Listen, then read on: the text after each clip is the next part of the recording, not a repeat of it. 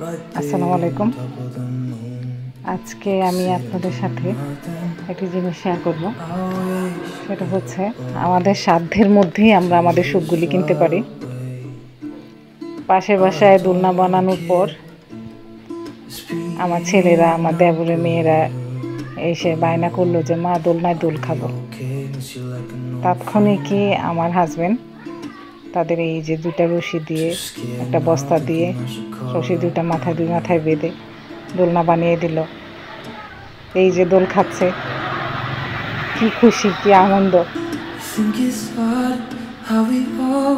এই তো, এই আনন্দ কি টাকা দিয়ে কিনতে পাওয়া যায়? পাওয়া যায় না। আসলে আমাদের সুখগুলি আমাদেরই ধরে রাখতে হয়, তা না হলে আমাদের সুখগুলি আঙ্গুলের ফাঁক দিয়ে গলে চলে যায়।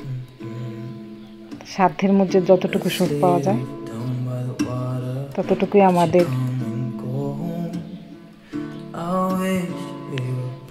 ভোগ করা উচিত, যেন সময়ের সাথে আমাদের আনন্দগুলো হারিয়ে না যায়। ধন্যবাদ সবাইকে। আল্লাহ হাফেজ।